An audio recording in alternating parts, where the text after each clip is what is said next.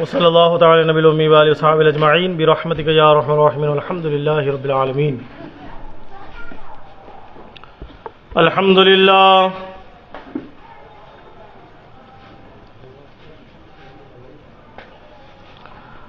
الحمد للہ رب العالمین.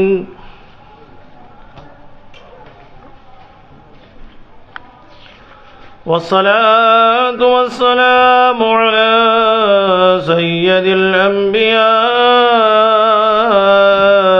والأشرف المرسلين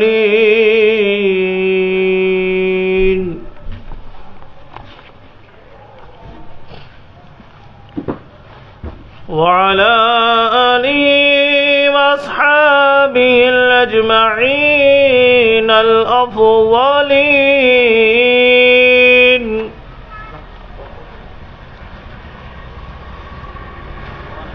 أما بعد فأعوذ بالله من الشيطان الرجيم.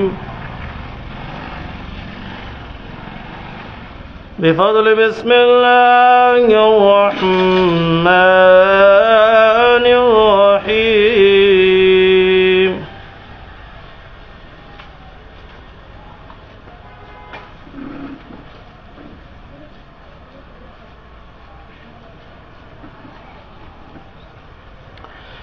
لهم البشرى في الحياة الدنيا وفي الآخرة لا تبديل لكلمات الله ذلك هو الفوز العظيم.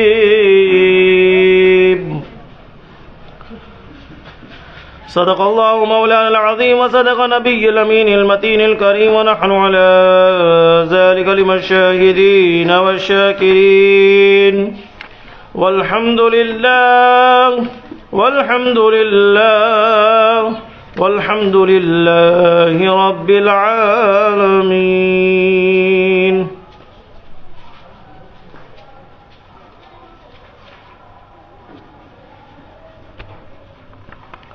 إن الله وملائكته يصلون على النبي يا أيها الذين آمنوا صلوا عليه وسلموا تسليما. اللهم صل على سيدنا ونبينا وحبيبنا وشاهدنا ومبشرنا محمد رسول الله صلى الله تعالى عليه وسلم.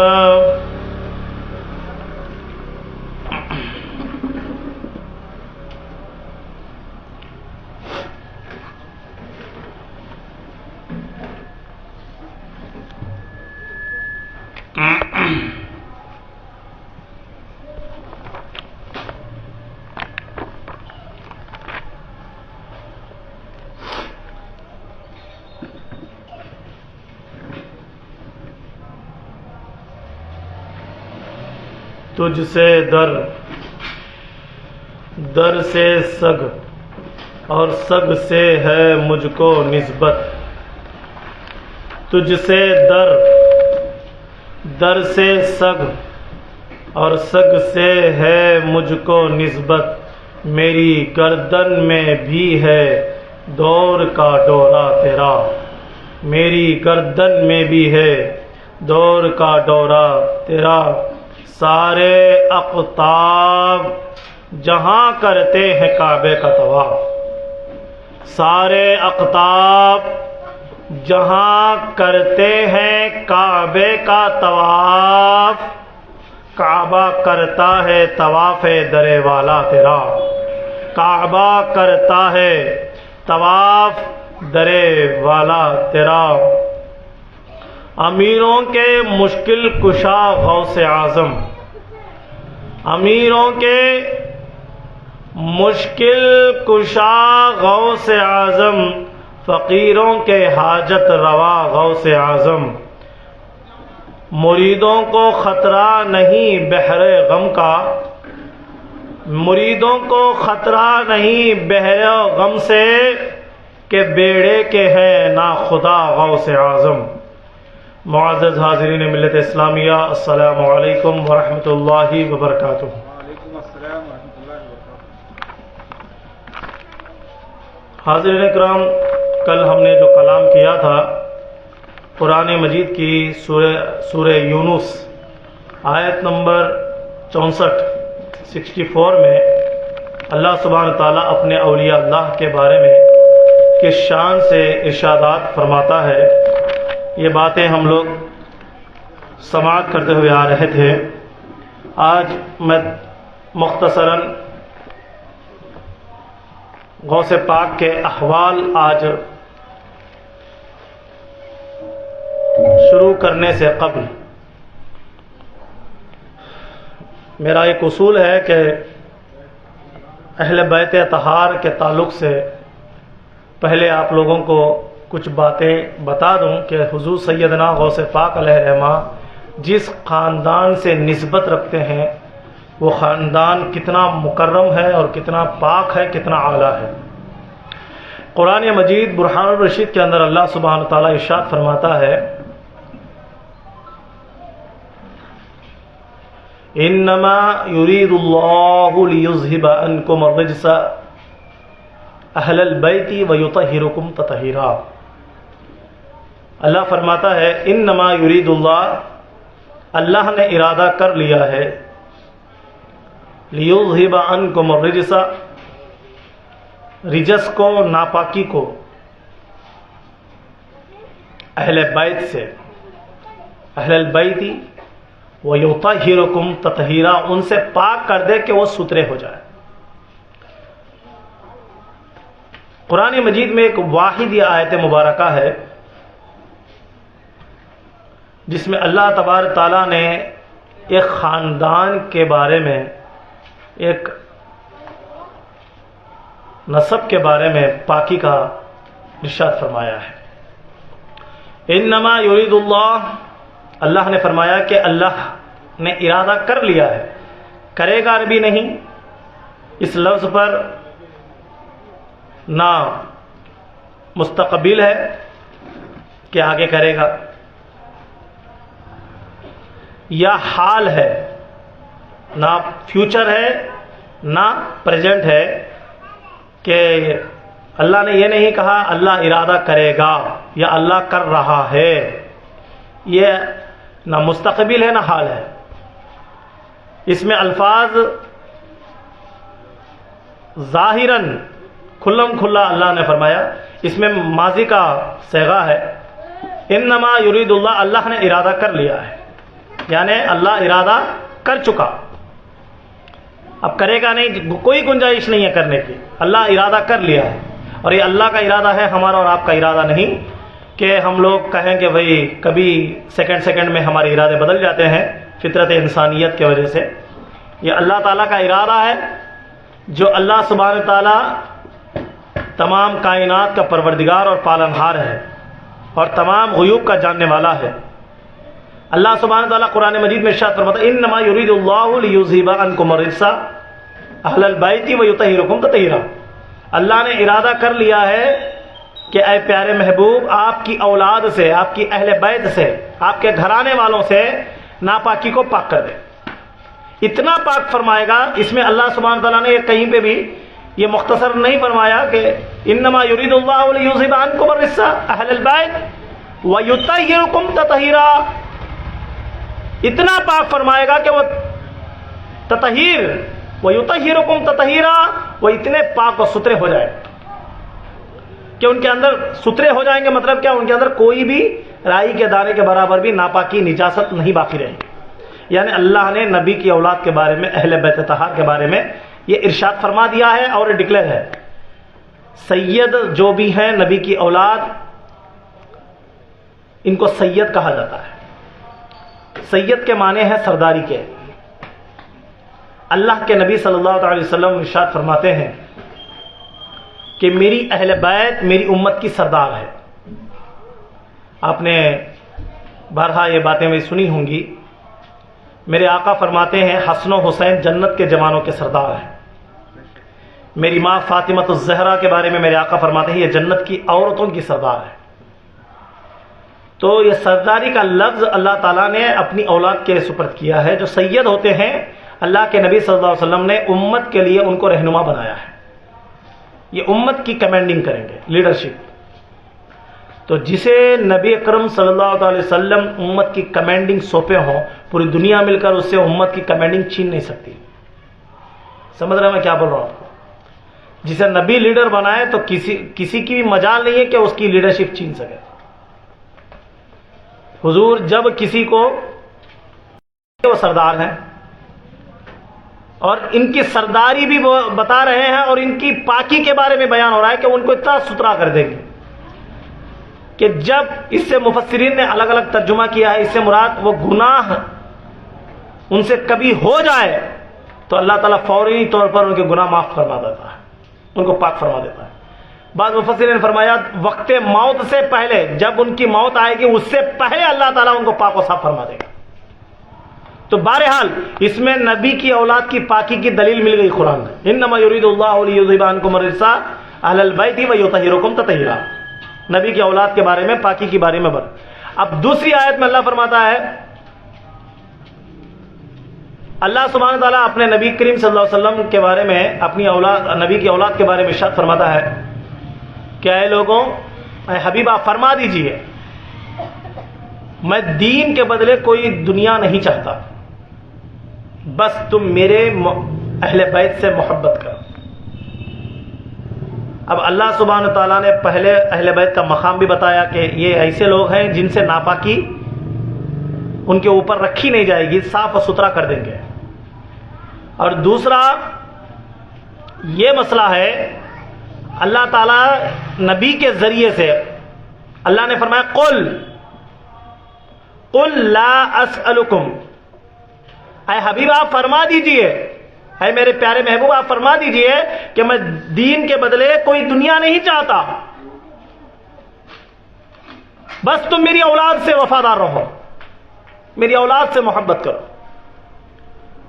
آپ کے نبی کا ارشاد ہے میری اولاد سے وفاداری کرنا, غداری نہ کرو.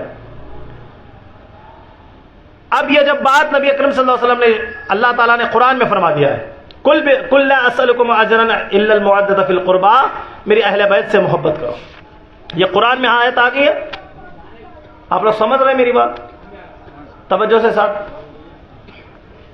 لیکن اب نبی کریم صلی اللہ علیہ وسلم کیا ارشاد فرماتے ہیں آپ دیکھیے. یہ حدیث ہے ترمذی اور حاکم میں. ترمذی شریف جو کتاب ہے نا, سیاہ ستہ 6 کتابیں ہیں, بخاری, مسلم, ابن ماجہ, سنن نسائی, ابو داؤد, جامع ترمذی. کتنے کتابیں ہیں بولیے؟ 6. ان کو کہتے ہیں سیاہ ستہ, یعنی 6 کتابوں کا مجموعہ. آیا سمجھ میں؟ یہ کتابوں کو ہر جماعت والے مانتے ہیں. بے شمار حدیث کی کتابیں ہیں, حاکم ہے, مشکات ہے, مستدرک ہے, دل المختار ہے, بے شمار حدیثاں کی کتابیں ہیں, سینکڑوں ہیں. لیکن یہ 6 کتابوں کو قرآن کے بعد دنیا میں سب سے بڑا درجہ حاصل ہے.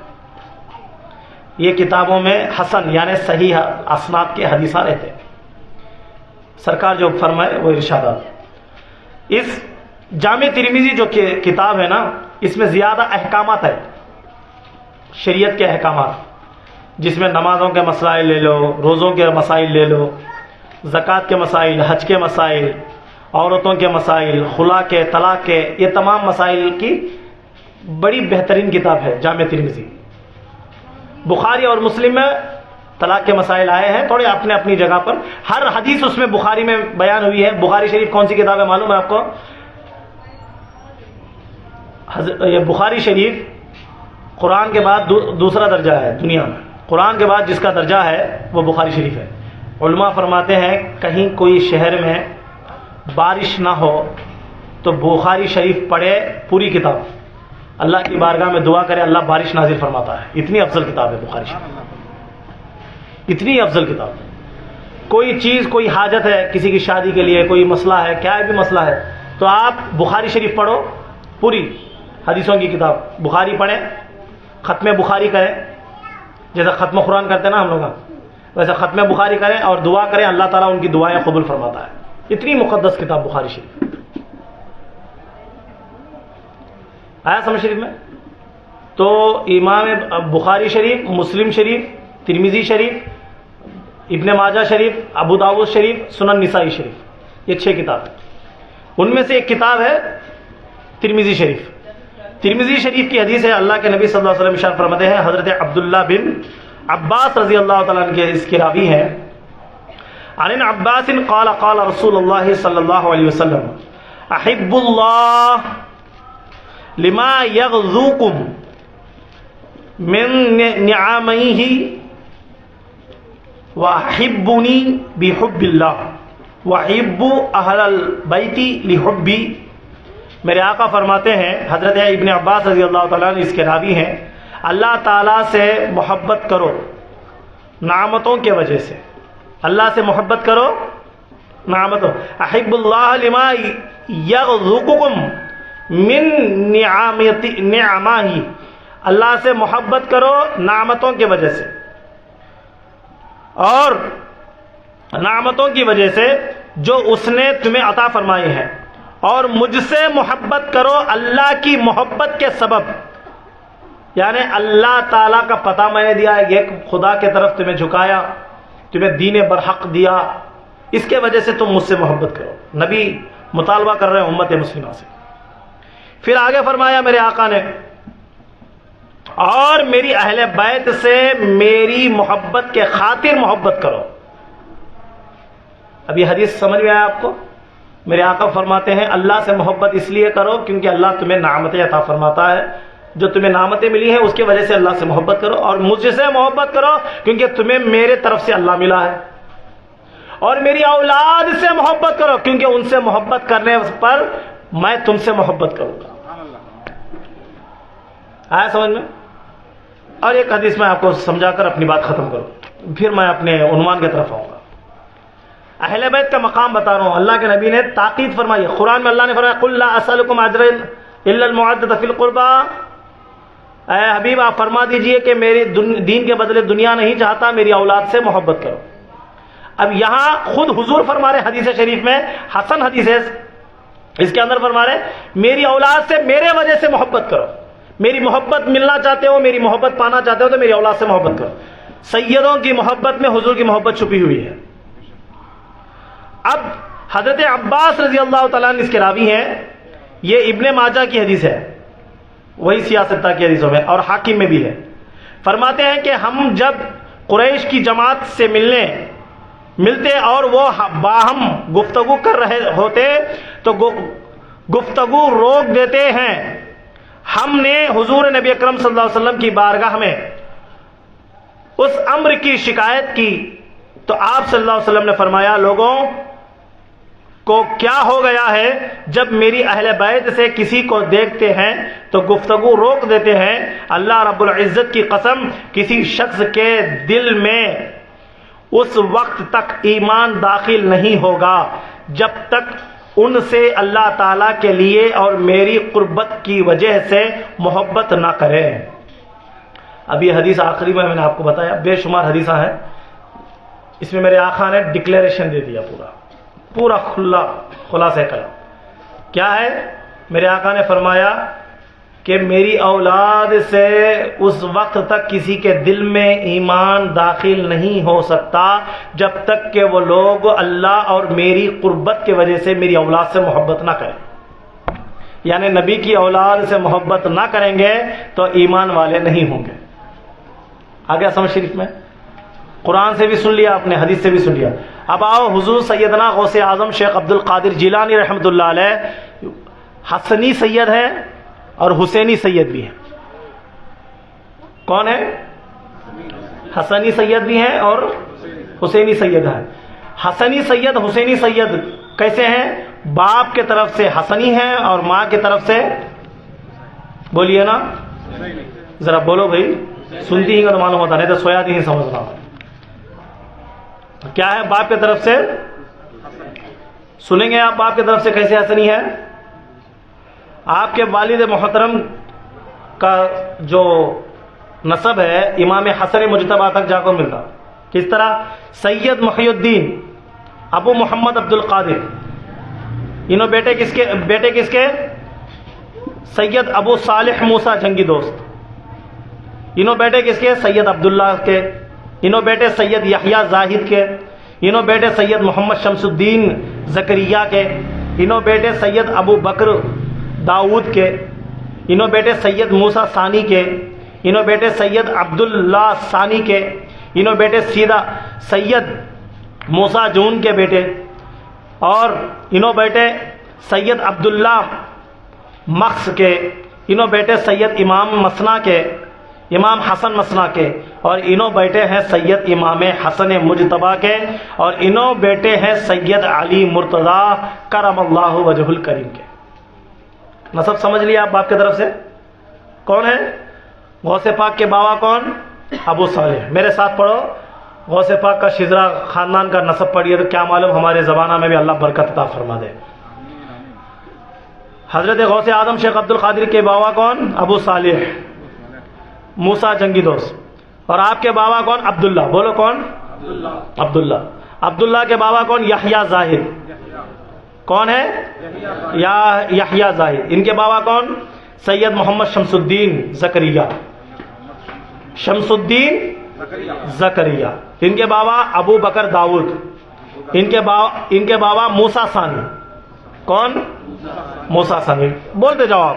عبداللہ ثانی ان کے باوا. اور ان کے باوا موسیٰ جون. اور ان کے باوا سید عبداللہ. ان کے باوا امام حسن مسنا. اور ان کے باوا سید امام حسن مجتبی. اور ان کے باوا سید علی مشکل کشا. یہ باپ کے طرف کا نسب. اب ماں کے طرف کا جو نسب ہے امام غوث پاک کا، وہ کیا ہے؟ حضرت عبد القادر جیلانی رضی اللہ تعالیٰ عنہ کے نانا کون ہے؟ آپ کی ماں امت الجبار. کیا ہے؟ امت الجبار. آپ کے نانا سید عبداللہ سمعی.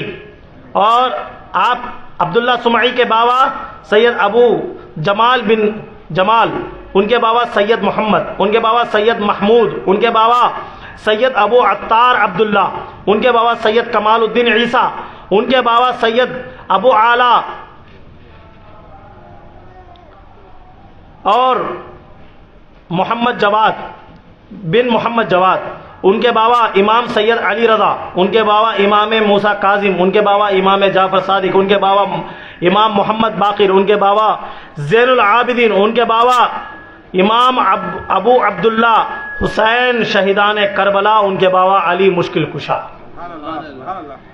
اب غوث پاک کے باوا تک نسب، ان کے باوا سے مولا علی تک، امام حسین ماں کے طرف سے امام حسین سے ہوتے ہوئے ان مولا علی مشکل کشا تک نسب سن لیا نا. جب باپ اور ماں دونوں بھی سید ہوں اور دونوں میں حسنی اور حسینی سید ہو، اسے کہتے ہیں نجیب الطرفین. کیا ہے؟ دو سمندر ملتے نا بھائی آپس میں، ہاں سنگم ہوتا نا سمندروں کا. نجیب الطرفین، حسنی حسینی اولاد. آیا سمجھ شریف میں؟ حضور سیدنا غوث اعظم علیہ الرحمہ کوئی ایسی معمولی شخصیت نہیں ہے، نبی کے خاندان سے ہے. وہ خاندان جس کے بارے میں ابھی بھی آپ کو میں قرآن سے اور حدیث سے بتایا کہ سیدنا غوث پاک سے محبت کرنے کے بارے میں میرے نبی فرماتے ہیں جب تک میری اولاد سے محبت نہ کرے ان کے دل میں ایمان داخل نہیں ہو سکتا. یعنی ہمارے ایمان والا ہونے کے لیے شرط اول یہ ہے کہ ہم پیرانے پیر کے چاہنے والے بننا. جب تک آپ غوث پاک سے محبت نہیں کریں گے آپ ایمان والے بولو نہیں ہوں گے. اب بہت سے لوگوں کو غوث پاک کے نام سے چڑ ہوتا تو غیر اللہ ہے بھائی ان کا نام لیتے نہیں. مبارک ہو، کیونکہ میرے آقا فرماتے ہیں ان کے دلوں میں ایمان داخل نہیں ہوگا جب تک میری اولاد سے محبت نہ کرے. تو مطلب کیا؟ جن کے دلوں میں نبی کی اولاد کی محبت نہیں ان کے دل میں ایمان نہیں. اور جو لوگ بولتے غوث پاک سے ہمیں پریشانی ہے تو سمجھ جانا بحث کی کوئی بات ہی نہیں ہے، کیونکہ میں حدیث شریف کی روشنی میں جو ایمان والا ہے انچ نبی کے اولاد سے محبت کرتا، جو ایمان والا نہیں ہے وہ نبی کے اولاد سے محبت بولیے نا نہیں کرتا. تو اس میں تو آپ کو سمجھ میں آ گیا کہ بھائی نبی کے اولاد سے محبت کرنے کے لیے ایمان کا ہونا ضروری ہے. اب ایمان بھی اسی وقت سلامت رہے گا جب نبی کے اولاد سے وفاداری کرو. آیا سمجھ میں؟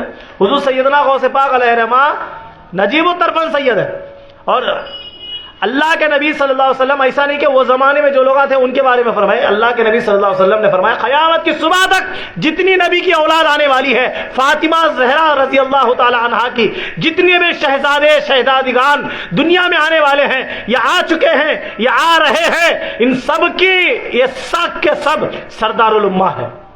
نبی کی اولاد سب امتوں کی سردار، امت کی سردار ہے. اور یہ ساری کی ساری اولاد انہی کے لیے نبی نے فرمایا اولاد سے محبت کرو میرے لیے اور میرے خدا کے لیے. آیا سمجھ شریف میں؟ معزز حاضرین اکرام، اس میں ایک چھوٹی سی چیز اضافہ میں آپ کو کہوں. حضور سیدنا غوث پاک علیہ رحمہ نسبی اعتبار سے سید ہے، اور آپ کی جو ذات گرامی ہے اس کے بارے میں اللہ سبحانہ تعالیٰ نے ایسا نظام برقرار فرمایا جس طرح آپ کے جد امجد حضور سرور عالم صلی اللہ علیہ وسلم کو جس طرح کا نظام بنایا. آدم علیہ السلام سے حضرت عیسیٰ علیہ السلام تک ہر پیغمبر ہمارے نبی کی بشارت دینے کے لیے آئے. کیا ہے؟ ہمارے نبی کی بشارت کے لیے آئے. کہتے کہ میں نبی ہوں، میرا کلمہ پڑھو. لیکن میرے بعد ایک آخری نبی آئیں گے جن کا نام احمد ہوگا. جب اگر سے تم میں سے کوئی لوگ ان کا کلمہ ان کا زمانہ پاؤ تو ان پر ایمان لانا، کیونکہ ہم بھی ان پر ایمان لائے ہیں. پیغمبروں کو بھی اللہ نے پیغمبری نبی کے ماننے سے دیا ہے. سارے انبیاء اپنی امتوں کو خود کا کلمہ پڑھاتے تھے، لیکن جب حضور صلی اللہ علیہ وسلم کی ان کی خود کی بات آئی تو وہ انبیاء اکرام میرے نبی کا کلمہ پڑھتے تھے. آدم صفی اللہ لا الہ الا اللہ، آدم صفی اللہ لا الہ الا اللہ، نوح نجی اللہ لا الہ الا اللہ، ابراہیم خلیل اللہ لا الہ الا اللہ، اسماعیل ذبیح اللہ لا الہ الا اللہ، داؤد خلیفۃ اللہ لا الہ الا اللہ، موسیٰ کلیم اللہ لا الہ الا اللہ، عیسیٰ روح اللہ. سارے انبیاء اپنی امتوں کو یہ کلمہ پڑھاتے تھے. یہ کلمہ پڑھیں گے تو وہ مسلمان ہوں گے، نہیں تو نہیں. لیکن جب انبیاء کو کہا گیا کہ انبیاء تم بھی کلمہ کس کا پڑھتے ہو، تو آدم سے عیسیٰ تک سارے اٹھا کے کرتے ہیں لا الہ الا اللہ محمد رسول اللہ. سبحان اللہ سبحان اللہ. تمام انبیاء اپنی امتوں کو خود کا کلمہ پڑھاتے رہے، لیکن جب اپنا کلمہ پڑھنے کی باری آئی، اپنے فالوئنگ کی بات آئی، سارے لوگوں کو کہا کہ تم مجھے فالو کرو، میں تم سب کا امام ہوں. لیکن جب انبیاء اکرام مقتدی بننا لگے، جب انبیاء کسی کی قیادت میں نماز پڑھنا ہو، جب انبیاء اکرام کسی کو فالو کرنا ہو، تو جب انبیاء سے پوچھا گیا کہ آپ کا بھی کوئی امام ہے، آپ بھی کسی کو فالو کرتے ہیں، آپ بھی کسی کی اقتداء پر چلتے ہیں، تو سارے انبیاءوں کا ایک ہی جواب ہے محمد رسول اللہ صلی اللہ علیہ وسلم. امام الانبیاء سردار الانبیاء میرے نبی ہیں. آیا سمجھ شریف میں؟ جس طرح یہ مسئلہ آپ نے سمجھ گیا تو آپ اسے بھی سمجھ لیجئے.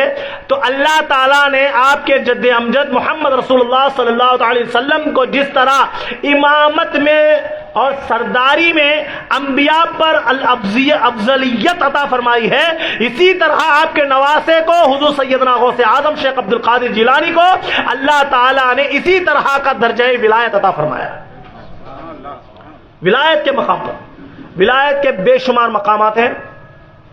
آپ کو تقریباً میں کہہ دوں، بعضوں نے 11 مقامات ولایت کے لکھے ہیں، بعضوں نے 72 مقامات ولایت کے لکھے ہیں. کتنے؟ 72. 70 پر 2 مقامات ولایت کے. بعضوں نے 11 مقامات لکھے ولایت کے. اور ولایت کا سب سے پہلی سیڑھی کیا ہے معلوم؟ مومن. کیا ہے؟ درجہ مومن پہلی سیڑھی ہے ولایت. اور مومن کس کو کہتے ہیں؟ جو شریعت کا پابند ہو، زبان اس کی پاک ہو، نظر اس کی پاک ہو، سماعت اس کی پاک ہو، ہاتھ اس کے پاک ہوں، پیر اس کے پاک ہوں، قلوب اس کا پاک ہو، اس کے ہاتھ سے پیر سے کسی دوسرے مسلمان کو تکلیف اور اذیت نہ پہنچتی ہو، شریعت کے اوپر چلتا ہو، اللہ اور اس کے رسول کی رضا کے مطابق زندگی گزارتا ہو. بس شریعت کے اوپر پابندی کر لیا، وہ مومن ہے. اور یہ ولایت کی پہلی سیڑھی ہے. اب اس کے اوپر وہ مشاہدات میں، مجاہدات میں، ذکر اذکار میں، نوافلوں میں، عبادات میں جیسی کثرت وہ کرتے جائے گا، جیسا خلوت نشینی اختیار کرتا جائے گا، اللہ تعالیٰ اس کے ولایت کے درجات کو بلند فرماتا جائے گا. اور جو آخری مقام ہے نا ولایت کا، آخری مقام، وہ مقام غوثیت ہے. کیا ہے جناب؟ خامِ غوثیہ. بولو نا. ابدال بھی ولایت کا ایک مقام ہے، قطوب بھی ایک مقام ہے، اقطاب بھی ایک مقام ہے، اوتاد بھی ایک مقام ہے، اجبا، نجبا، یہ بھی ایک مقامات ہیں، ولایت کے مقامات ہیں. اب آپ دیکھیے، غوث لاسٹ ہے، سٹارٹنگ مومن ہے. ولایت کا سٹارٹنگ مقام کون سا ہے؟ مومن. مسلمان تو ہم سبھی ہیں، کیا ہم مومن ہیں یا نہیں وہ دیکھو. اللہ قرآن مجید میں جہاں بھی آپ دیکھیں گے جا بجا مسلمانوں کو تو تذکرہ کیا ہے، لیکن جب اللہ تعالیٰ نے کثرت کے ساتھ آپ دیکھیں گے تو قرآن میں فرمایا یا ایھا الذین آمنوا، اے ایمان والو، اے مومنو. اللہ نے یہاں مومن کا لفظ استعمال کیا ہے، حالانکہ اللہ نے آگے بھی مسلمان، یا ایھا المسلمون، اللہ نے یہ لفظ استعمال کیا ہے، لیکن جب اللہ تعالیٰ نے زیادہ کثرت کے ساتھ جب ہم آیتیں دیکھیں گے تو اللہ نے فرمایا اے ایمان والو، اے مومنو. ہم کو دیکھنا چاہیے کہ ہم لوگ صرف مسلمان تک محدود ہیں یا مومن بھی بنے، یا عورتوں کے لیے بھی مردوں کے لیے بھی. مومن بننا ضروری ہے. کم سے کم ہم ولایت کے ان درائز پر تو جا نہیں سکتے، کم سے کم مومن کے مقام پر تو جانا چاہیے نا. اپنے اخلاق کو اس طرح بہتر بناؤ کہ ہم کم سے کم مومن تو بن سکیں. سب سے آخری مقام ہے غوثیت کا، سب سے پہلا مقام ہے مومن کا. آیا سمجھ میں؟ آخری مقام کیا ہے؟ غوثیت. پہلا مقام کیا ہے؟ مومن کا. حضرت جنید بغدادی رضی اللہ تعالیٰ عنہ ولایت کے اعتبار سے مقام غوثیت پر فائز تھے. کس پر؟ کس پر فائز تھے؟ کس کے اوپر ہے؟ توجہ، کس کے اوپر ہے مقام؟ مقام ہے جنید بغدادی. کس مقام پہ ہے؟ کل ہی میں تذکرہ کیا تھا آپ سے. جنید بغدادی کا جو مقام ہے مقام غوثیت، اس پہ یہ فائز ہے. زمانے کا بھی غوث ہو سکتا ہے، علاقے کا بھی غوث ہو سکتا ہے، ایک مقام کا بھی غوث ہو سکتا ہے، لیکن سارے غوثوں کو جو ملایا جاتا ہے ان کے اوپر جو ہیڈ آف دا ڈپارٹمنٹ ہوتا ہے اسے بولتے ہیں غوث اعظم. جیسا ہمارے انڈیا میں ہمارے آندھرا پردیش کا جو چیف منسٹر ہے اسے اردو میں بولتے ہیں وزیر اعلیٰ. کیا بولتے ہیں؟ وزیر اعلیٰ یعنی چیف منسٹر. وزیر داخلہ بھی کہتے ہیں، یعنی ڈیفنس منسٹر، یعنی باہر بیرون ممالک کا جو بھی رہتا ہے اس کو کہتے ہیں وزیر داخلہ. اب وزیر اعظم اس کو کہتے ہیں، سارے چیف منسٹرز سب وزیر اعلیٰ ہیں. ان سارے چیف منسٹروں پر جو ہیڈ آف دا ڈپارٹمنٹ ہوتا ہے اسے کہتے ہیں وزیر اعظم، پرائم منسٹر. کیا ہے؟ بولو نا. وزیر اعظم. آیا سمجھ شریف میں؟ اعظم کا جو لفظ استعمال ہوتا ہے میجورٹی پر. اب آندھرا پردیش میں آپ کو سمجھانے کے لیے بات مثال دے رہا ہوں، غالباً 20 منسٹرز کے ہولڈز ہے، 20 یا 25 منسٹرز. اب اس میں بہت سے، ہر کسی کو تو منسٹر نہیں دیتے. اب ایک ایک منسٹر کو کوئی ڈپارٹمنٹ دے دیا تو انہوں منسٹر بن جاتا. کسی کو ایک بھی دیتے، کسی کو 2 بھی دیتے. سمجھ میں آیا نا؟ منسٹر کو کسی کو مائنارٹی منسٹر بھی دیتے تو ان میں منسٹر بن گیا. کسی کو ہوم منسٹر کا کام ہے پولیس کو سنبھالنا. سمجھ میں آیا؟ تو جو ڈپارٹمنٹ دیا جاتا ہے ایم ایل اے کو وہ اس کا منسٹر بن جاتا ہے. ایم ایل اے ہی سارے ایم ایل اے رہتے ہیں، جیسا اس کو منسٹری مل جاتی ہے تو ایم ایل اے سے اس کا درجہ بڑھ جاتا ہے، اس کی سیکورٹی بڑھ جاتی ہے، اس کا پروٹوکال بڑھ جاتا ہے، اس کا ادارہ بڑھ جاتا ہے. سارے ایم ایل اے اس کے پاس آنا پڑے گا. جو بھی ڈپارٹمنٹ کا منسٹر رہتا ہے اس سے کام کرانے کے لیے وہ ایم ایل اے اس کے پاس آنا پڑے گا. یہ بھی ایم ایل اے تھا، لیکن جب منسٹری مل جاتی ہے تو ایم ایل اے بھی اس کو سار بلائے گا. آیا سمجھ شریف میں؟ اور منسٹری سینئرٹی کو دیکھ کر نہیں دی جاتی، وہ آ کر سی ایم کے طرف، جو سی ایم ہے نا چیف منسٹر، اس کے اوپر ڈیپینڈ رہتا ہے کہ وہ کس کو چاہے جس کو منسٹری دے، چاہے وہ بچے کو دے، بوڑھے کو دے یا جوان کو دے، کسی کو بھی دے. یہ سی ایم کے اوپر ڈیپینڈ رہتا ہے. آیا سمجھ میں؟ اب یہ سارے منسٹر رہتے ہیں تو ان ساروں کو منسٹر کہا جاتا ہے. Finance minister, home minister, welfare minister, یہ سارے، ایجوکیشن منسٹر، یہ سارے رہتے ہیں. لیکن چیف منسٹر، سی ایم جس کو کہا جاتا ہے چیف منسٹر، یعنی یہ سارے منسٹروں کا جو ہیڈ ہوتا ہے، ہیڈ آف دا ڈپارٹمنٹ ہوتا ہے، اسے کہتے ہیں چیف منسٹر. اس کے پاس باقی کے مقابلے میں یہ ایک ڈپارٹمنٹ نہیں رہتا منسٹری کا، کم سے کم 4-5 ڈپارٹمنٹس اس کے پاس جمع ہوتے ہیں. 4-5 یونٹس جب اس کے پاس جمع ہو جاتے ہیں اس کو کہتے ہیں چیف منسٹر. اگر تو اس کے پاس ایک ہی منسٹری رہی تو اس کو چیف منسٹر نہیں کہا جاتا، اسے بھی منسٹر کہا جاتا. یہ رول ہے نا دنیا کا. بلا تدبیر، میں تطبیق کر رہا ہوں بس آپ کو سمجھانے کے لیے. ہر مومن، ہر ولی مومن ہو سکتا ہے. جیسا وہ مجاہدات میں جیسا وہ درجات قائم کر کر اپنے مجاہدات سے اللہ کی رضا اور قرب حاصل کرتا ہوا جاتا ہے، اس کو جس طرح ڈپارٹمنٹ، جس طرح فضیلت اللہ تعالیٰ عطا کرتا جاتا ہے، اس کا مقام مل جاتا ہے. ابدال بنتا ہے، غوث قطب بنتا ہے، اخیار بنتا ہے، اغیار بنتا ہے، اور اس کے بعد اوتاد بنتا ہے، اجبا بنتا ہے، نغبہ بنتا ہے. جیسا جیسا وہ اپنے آپ کو، جیسا اس کو ڈپارٹمنٹس ملتے جاتے ہیں، وہ حساب سے وہ اس کے مقام پر فائز ہو جاتا ہے. یہ منسٹری سمجھے آپ. غوث بھی ایک منسٹری ہے، جیسا ہوم منسٹر ہوتا ہے اسٹیٹ کا، ویسا غوثیت. یہ سارے اولیاؤں پر غوث کا مقام بڑا ہے. جیسا ہوم منسٹر سب پر فائز ہوتا ہے کیونکہ سب سے بڑا ڈپارٹمنٹ اس کے پاس ہوتا ہے. اب غوث، سارے ہر جگہ کے غوث جب ملائے جاتے ہیں تو ان پر جو ہیڈ ہوتا ہے اسے کہتے ہیں غوث اعظم. سبحان اللہ. آیا سمجھ میں؟ اسے کہتے ہیں غوث اعظم.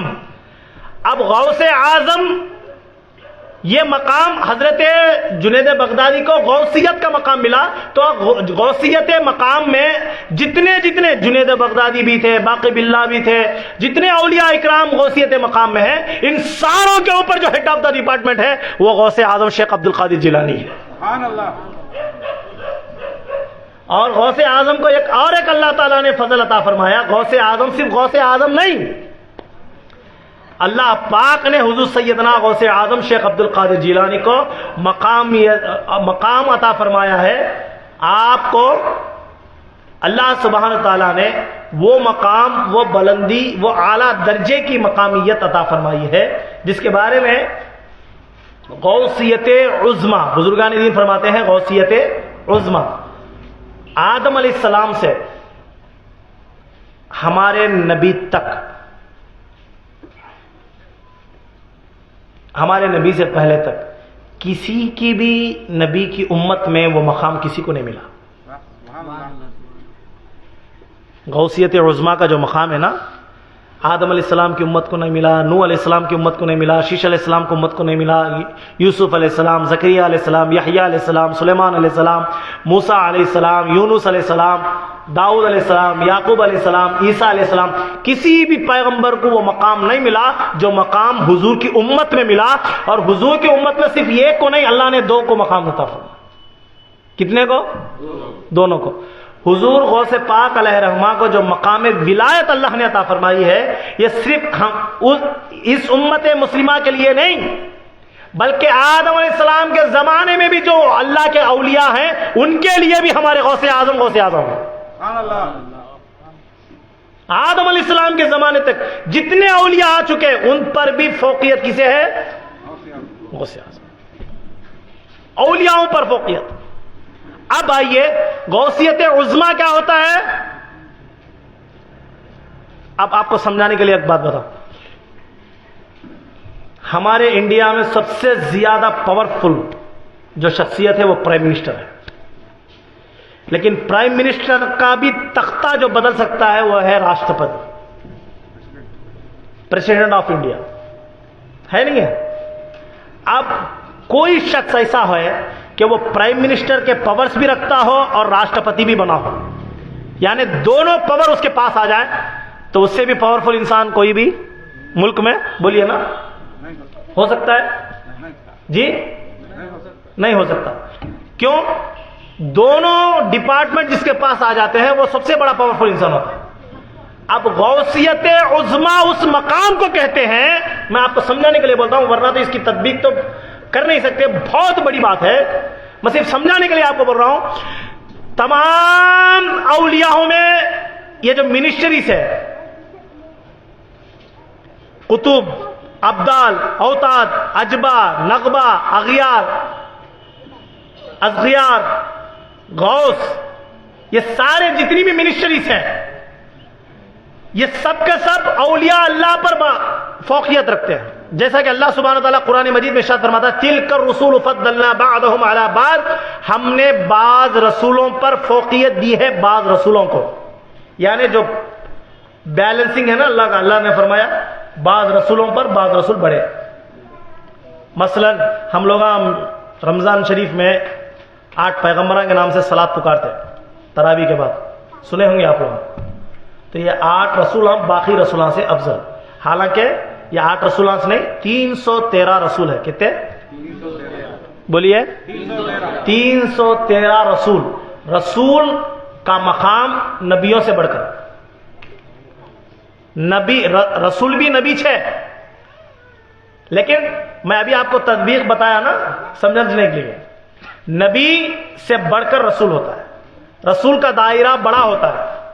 نبی بعض وقت جیسا حضرت موسیٰ علیہ السلام پر تورات نازل کرے اللہ، موسیٰ علیہ السلام پر تورات نازل ہوئی، موسیٰ علیہ السلام تورات اور موسوی شریعت کے حامی تھے، تو آپ رسول ہیں، آپ کا دائرہ بڑا وسیع و پیمانے میں۔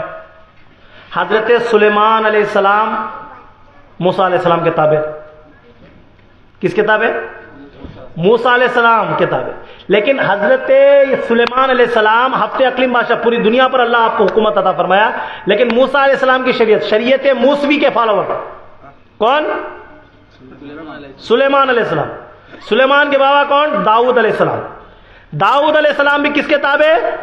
حالانکہ آپ بھی رسول ہیں، سلیمان بھی رسول، داؤد بھی رسول۔ داؤد علیہ السلام پر زبور نازل ہوئی، کیا نازل ہوئی؟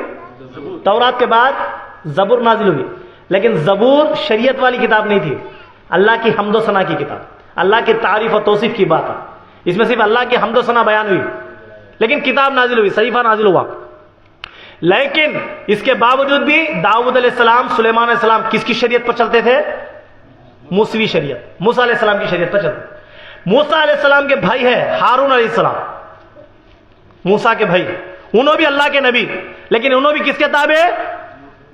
بولو، موسیٰ علیہ السلام کے تابع۔ آ گیا سمجھ شریف میں؟ آپ کو اوپن سے سمجھ میں آ رہی بات میری؟ حضرت موسیٰ علیہ السلام کے تابع حضرت ہارون علیہ السلام، انہوں موسیٰ کی کتاب تورات کا بیان دینا، تورات کا سبق دینا، تورات کو سمجھانا، اور موسیٰ علیہ السلام کی شریعت کے مطابق ہی چلنا۔ ایک نبی جب کوئی شریعت اور کوئی کتاب لے لے کو آتا، اس کے بعد جتنے پیغمبر آتی سب بھی اسی کو فالو کرنا، اس کے کب تک؟ جب تک دوسری کتاب لاگو نہ ہو، دوسری شریعت اللہ نافذ نہ کرے۔ جیسا حضرت موسیٰ علیہ السلام کے بعد لانگ ڈسٹینس پہ جو شریعت آئی، اس سے موسیٰ علیہ السلام سے پہلے کون سی شریعت چلتی تھی؟ شریعت آدمی، آدم علیہ السلام کی شریعت۔ کس کی شریعت؟ آدم علیہ السلام کی شریعت۔ اس کے بعد لانگ ڈسٹینس ہے پھر شریعت ابراہیمی، ملت ابراہیمی، شریعت ابراہیمی، شریعت موسوی، شریعت موسوی کے بعد پھر کون سی شریعت لاگو ہوئی؟ حضرت عیسیٰ علیہ السلام کی شریعت آیا، عیسوی شریعت۔ اب یہ ساری شریعتیں ہمارے نبی آنے کے بعد بند ہو گئی، اب قیامت کی صبح تک شریعت محمدی صلی اللہ علیہ وسلم، ہماری شریعت، حضور کی شریعت چلے، اور ہمارا یہ قرآن عمل میں رکھا جائے گا۔ اب کوئی پیغمبر آ گیا، فرض کر لیں موسیٰ علیہ السلام بھی آ گئے، داؤد علیہ السلام آئے، یا عیسیٰ علیہ السلام تو آئیں گے ہی، کوئی پیغمبر اب آیا تو بھی ان کی کتاب کو ہٹا کر قرآن پر ہی ان کو چلنا پڑے گا۔ اب میں یہ بات کہیں کو سمجھا رہا ہوں آپ کو کھلا، ہر نبی بات آپ یہ سمجھو، یہ جب آپ کو سمجھ میں آئے گی آپ غوث اعظم کے باتوں کو، غوث پاک کی جو حالت ہے، جو مقامات ہے، اس کے بارے میں سمجھنے کی کوشش میں کرا رہا ہوں آپ کو. حالانکہ بہت بڑی باتیں ہیں یہ، لیکن میں آپ کو مونوٹ انداز میں، تاکہ آپ لوگوں کو موٹا موٹا سمجھ میں. تو موسیٰ حضرت اللہ تعالیٰ نے فرمایا تلک الرسل فضلنا بعضهم علی بعض، بعض رسولوں پر بعض رسولوں کی فوقیت ہے. تو موسیٰ علیہ السلام کے اوپر کسی کی فوقیت نہیں. ہارون علیہ السلام سے درجہ نبوت میں کون بڑھے؟ موسیٰ علیہ السلام. سلیمان علیہ السلام پر موسیٰ علیہ السلام، داؤد علیہ السلام پر موسیٰ علیہ السلام. جن کی شریعت ہوتی ہے نا، جن کی کتاب ہوتی ہے، تو یہ بعض رسولوں پر بعض رسول. حالانکہ مقامات درجات کے حساب سے نہیں بتا رہا ہوں میں، جو ولایت جو نبوت ہوتی ہے اس اعتبار سے اللہ نے فرمایا بعض رسولوں پر بعض رسولوں کو فوقیت ہے. اسی طرح بعض اولیاءوں پر بعض اولیاء کی فوقیت. سارے اولیاء کامن. اب اس میں کوئی مشاہدات میں مجاہدات میں زیادہ ہوتا جائے گا، تو کوئی ابدال بنا، کوئی آ کر قطب بنا، کوئی اغیار بنا، کوئی آ کر صالح بنا. ہر رقم کے درجے میں انبیاء اولیاء اکرام آتے رہے. غوث کے درجے پر فائز ہو گئے، کوئی غوث کے درجے پر فائز ہو گیا، اب اس کے اوپر کوئی جا نہیں سکتا. حضور غوث پاک بھی غوثی ہے. جیسا ایم ایل اے منسٹر بننے کے لیے ایم ایل اے ضروری ہے، غوث بننے کے لیے ولی بننا ضروری ہے. حضور غوث پاک غوث ہے، لیکن اللہ تبارک تعالیٰ نے سارے غوثوں میں غوث کو چن کر غوث اعظم بنایا. اب غوث اعظم بن گئے غوث پاک، تو کب کے لیے؟ جب کوئی غوث چنا جاتا ہے، بنا جاتا ہے، تو وہ زمانے کے لیے ہوتا ہے. جتنے اولیاء جتنے زمانے میں غوث ہوتے ہیں ان کے لیے غوث اعظم. لیکن اللہ تبارک تعالیٰ نے غوث اعظم کو غوثیت عظمیٰ کا صحرا پنایا. یعنی اس کا مطلب کیا ہے؟ جو پچھلے گزر چکے اولیاء ان کے بھی غوث اعظم ہیں، جو قیامت کی صبح تک آنے والے ہیں ان کے بھی غوث اعظم ہیں. اور حضرت امام جعفر صادق رضی اللہ تعالیٰ عنہ جو حضور غوث پاک کے نانا کے جد ہے، تو آپ کو بھی غوثیت عظمیٰ حاصل ہے. حضور کی امت میں 2 جنوں کو غوثیت عظمیٰ ملی، بلکہ 3 جنوں کو ملے گی. اس کی ایک روایت ہے. تیسرے کون آئیں گے؟ قیامت کے قریب حضرت امام مہدی علیہ السلام آئیں گے، اللہ تعالیٰ انہیں غوثیت عظمیٰ کا صحرا پنائے گا. آ گیا سمجھ شریف میں؟ اب آئیے، جس طرح نبی کی بشارتیں دیتے ہوئے آئے، تو اللہ تعالیٰ نے حضور غوث پاک آنے سے پہلے حضور غوث پاک کی بشارتیں دے رہے ہیں. مثلا مسلم شریف کی حدیث ہے،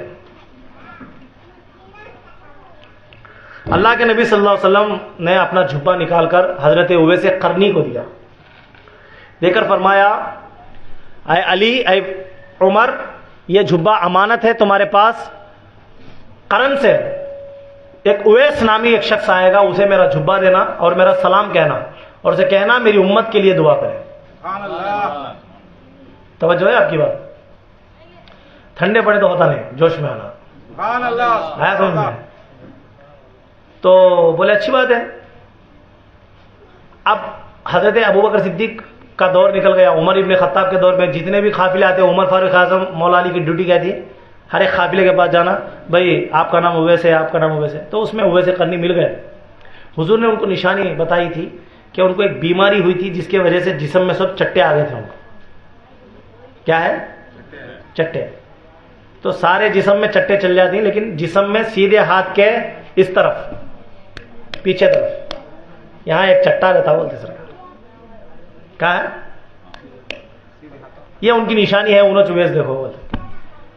اب جب پوچھ سے ابوبکر صدیق، اور ڈیوٹی بھی کس کی لگے دیکھو، ایک بسپر 2 لاکھ مربع میل پر اسلام کا جھنڈا نافذ کرنے والا، جس کے نام سے قیصر و کسریٰ کانپتے ہیں. عمر کا نام سن کر بڑے بڑے بادشاہ اپنا تخت بنا جنگ لڑے تخت چھوڑ کر چل جاتے ہیں، وہ عمر ابن خطاب. اور دوسرا کون؟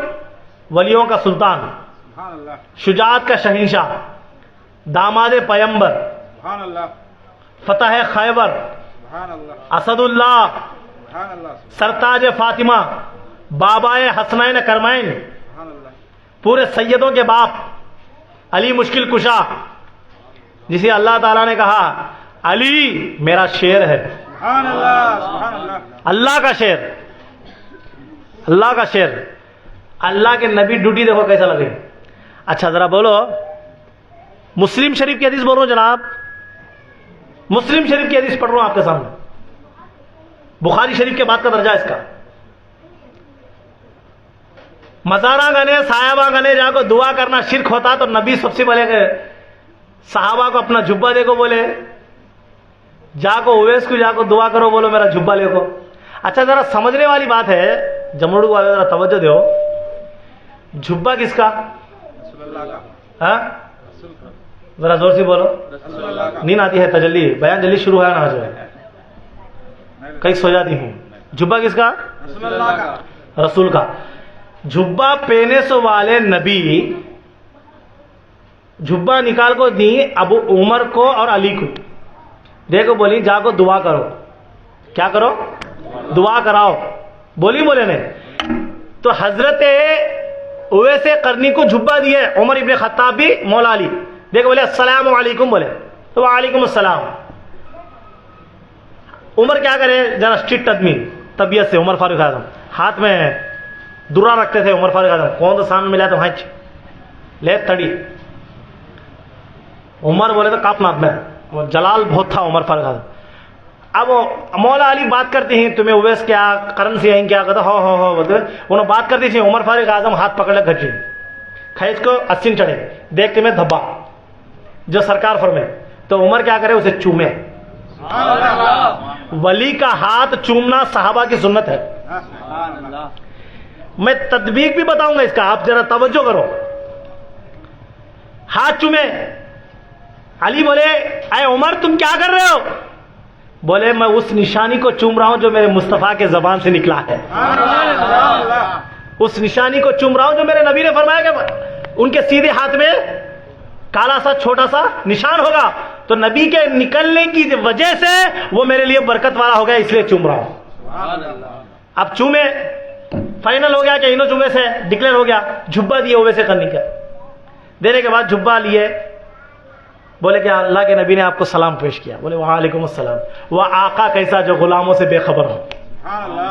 पूरी जिंदगी वैसे करनी नबी के जमाने में थे, लेकिन नबी से मिल नहीं सके क्योंकि अपनी मां की खिदमत पर।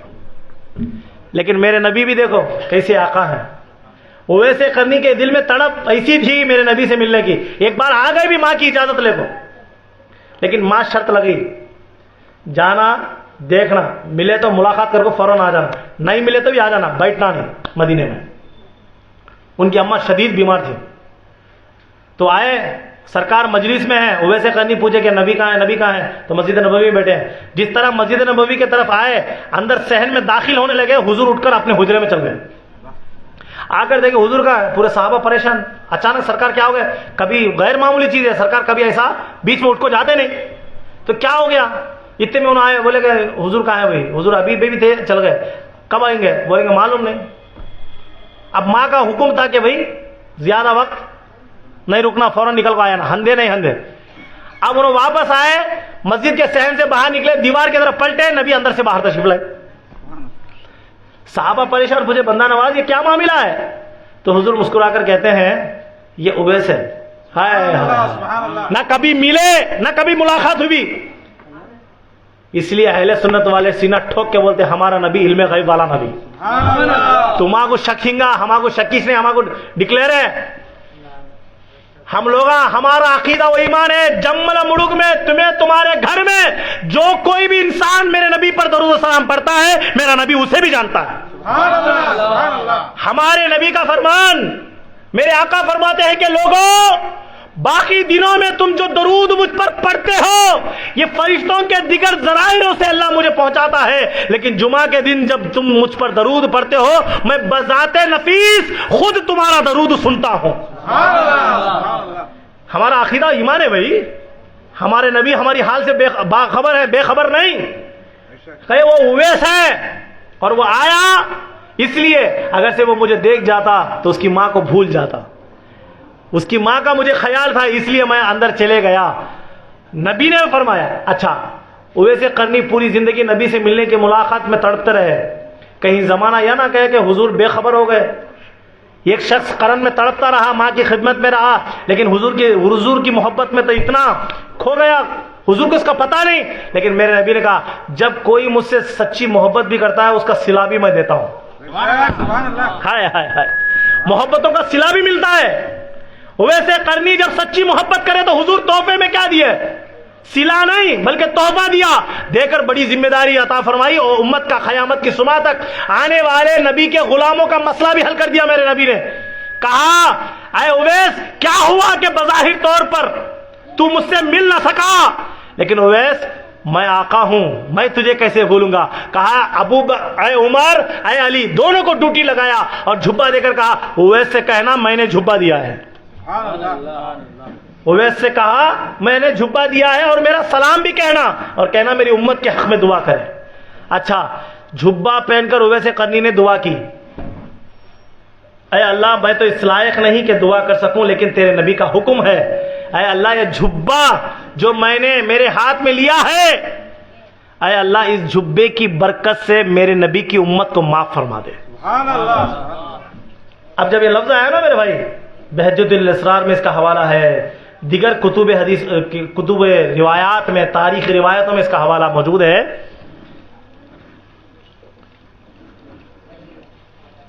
غیب سے آواز آئی اے اویس سجدے سے سر اٹھا لے، تیری دعا سے میں نے امت محمدی کو آدھی امت کو معاف کر دیا ہے اور آدھی امت کو اور رکھ دے. 5ویں صدی میں ایک عبد القادر آنے والا ہے، سبحان اللہ. سبحان اللہ.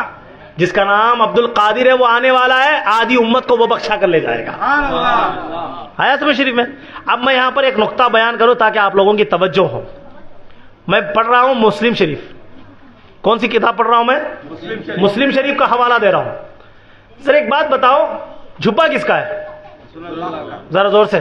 رسول اللہ کا. جھبا کس کا ہے رسول اللہ کا. اور کس کے ہاتھ میں ہے؟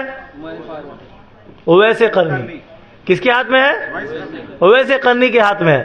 دعا کر رہے ہیں اویس قرنی. وسیلہ کس کا لے کر؟ رسول کے جھبے کا وسیلہ لے کر. جس کا جھبا ہے رسول کا جھبا لے کر وسیلے سے جھبے کے اویس قرنی دعا کر رہے ہیں تو اللہ ان کی دعا قبول کر کے آدھی امت کو معاف کر دیا. ذرا مجھے بتاؤ جو جھبے والا ہے کیا وہ دعا کرا تو امت معاف نہیں ہوتی؟ کیا سمجھے؟ آیا سمجھ؟ جھبا جس کا ہے اس جھبے کا وسیلہ لیے ہوئے تو آدھی امت معاف ہوگی. جھبے والا اگر سے دعا کرے تو دعا قبول رد ہوتی؟ نہیں ہوتی. تو پھر نبی خود دعا کرنا تھا، اویس کے پاس جھبا کہیں کو بھیجا ہے تاکہ قیامت کی صبح تک ہمیں دلیل دے رہے ہیں اے میرے عاشقوں ڈرنا نہیں، وسیلہ لینا سکھا رہے ہمارے نبی. سبحان اللہ. وسیلہ لینا سکھا رہے ہمارے نبی. کہا میں نبی ہوں میری دعا رد نہیں ہوتی، میں دعا کروں گا. سرکار نے یہ کام کر کے دنیا بھر کے مسئلوں کا جواب دے دیا. کہا لوگوں میں یہ جانتا ہوں اویس کی محبت کا بدلہ دیا جھبا دے کر، اور تمہارا مسئلہ قیامت کی صبح تک ادا کر دیا کہ ولی کو پاس جا کر دعا کرانا اور دعا کرنے کا حکم دینا یہ نبی کی سنت ہے، دعا کرانا صحابہ کی سنت ہے. سبحان اللہ.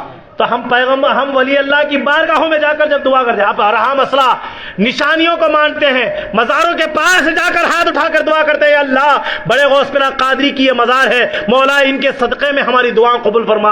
اے اللہ گوڑ مستان ولی رحمت اللہ علیہ کی بارگاہ ہے، اے اللہ اس ولی کے صدقے میں ہماری دعا فرما. تو اس کا یہ ان مقامات کا ان چیزوں کے بارے میں ہاتھ اٹھا کر دعا کرنا کہاں سے سیکھا؟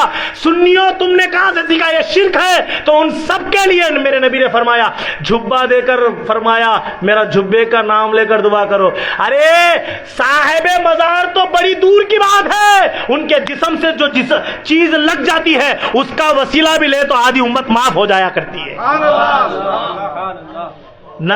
نبی کی ذات تو بڑی دور کی بات ہے، نبی کے جسم سے لگنے والا جھبا اگر سے اس کے اوپر اس کے وسیلے سے دعا کرے تو اللہ تعالیٰ نے اویس کی دعا پر آدھی امت کو معاف فرما دیا. اب مجھے بتاؤ جو اولیاء جن کے بارے میں اللہ فرماتا ہے لہم البشرا فی الحیات الدنیا وفی الآخرہ، وہ لوگ ان کے لیے خوشخبری ہے دنیا میں اور آخرت میں. لا مبدل لکلمات اللہ، اللہ کے زبان میں کوئی تبدیلی نہیں، اللہ کے کلام میں کوئی تبدیلی نہیں۔ تو جو اللہ کے ولی جن کے بارے میں اللہ خوشخبری دے رہا ہے، تو مجھے بتاؤ کیا ان کے آرام کرنے کی جگہ، ان کا جسد خاکی جس جگہ لگ جاتی ہے وہ مزار مقدس کا وسیلہ لے کر دعا کرے، کہ یہ جائز ہے کہ حرام ہے؟ تھوڑی سی توجہ، غیرت ایمانی کو دیکھیں۔ اب آئیے، کسی چیز کا بدلہ مانگ کر اللہ سے دعا کرنا ہم نے حضرت ابراہیم سے سیکھا ہے۔ حضرت ابراہیم علیہ السلام نے کعبہ تعمیر کیا، کعبہ تعمیر کر کر فرمایا اے اللہ تیرا گھر تیار ہو گیا۔ اللہ نے کہا سب کو حج کے لیے دعوت دو۔ کہا اے اللہ میری آواز کیسے پہنچے گی؟ یہ صحرا میدان ہے، پہاڑی علاقہ ہے، میری آواز کہاں تک پہنچے گی؟ اللہ نے کہا ابراہیم پکارنا تمہارا کام ہے، تمہاری آواز کو پہنچانا میرا کام ہے۔ تو ابراہیم نے آواز دی کہ اے لوگ آؤ، اللہ کا گھر بن گیا ہے تو حج کے لیے آ جاؤ۔ تو اللہ نے ابراہیم کی آواز کو جتنی دنیا میں لوگ ہیں سب تک پہنچایا۔ روایتوں میں آتا ہے جو لوگ قیامت کی صبح تک آنے والے ہیں، جو جن کی ارواح ازل میں ہے، اللہ تعالیٰ نے ان تک بھی یہ بات پہنچائی۔ اور جو اس وقت حاملہ تھی عورتیں، ماں جن کی گودی میں بچے پل رہے ہیں، ان کے بچوں کی کانوں تک بھی آواز پہنچی۔ اور بزرگان دین فرماتے ہیں ابراہیم کی آواز سن کر جس نے لبیک اللہم لبیک کہا، اللہ تعالیٰ انہی کو کعبہ شریف کی زیارت نصیب فرماتا ہے۔ اور جتنے لوگ عمرے کے لیے تشریف لے جا رہے ہیں یہ سارے ابراہیم کی بات پر لبیک کہنے والے لوگ۔ آیا سمجھ شریف میں؟ مطلب سمجھ گیا؟ اب جب لوگوں کو بلا دیا، ختم ہو گیا معاملہ۔ ابراہیم علیہ السلام سے اللہ نے کہا ابراہیم مانگ، کچھ مانگنا چاہتا ہے۔ تو ابراہیم علیہ السلام نے کہا اے اللہ یہ تیرا گھر کعبہ ہے، میں نے تعمیر کر دیا، اے اللہ بس میری دعا یہ ہے، تو ہر نبی سے یہ بات کہلوا رہا ہے کہ ایک نبی آئے گا جو سارے انبیاؤں کا سردار ہوگا، سارے انبیاؤں کا امام ہوگا۔ اے اللہ میری یہی ریکویسٹ ہے تیری بارگاہ میں، یہی گزارش ہے، یہی عارضی ہے، اے اللہ اس آخری نبی کو میری اولاد میں پیدا فرما۔ آیا سمجھ؟ اللہ تعالیٰ نے وہ دعا مقبول فرمائی۔ حضرت اسماعیل علیہ السلام کی اولاد سے اللہ نے میرے نبی کو دنیا میں لایا۔ اور جس جگہ ابراہیم علیہ السلام نے وہ دعا مانگی وہ ایک پتھر ہے جنتی، وہ زمانے میں سیڑھی نہیں تھی، تو وہ اللہ نے ایک پتھر دیا تھا، جبرائیل علیہ السلام لا کر جنت سے ایک پتھر دیے، اس پر ابراہیم علیہ السلام کھڑتے تھے۔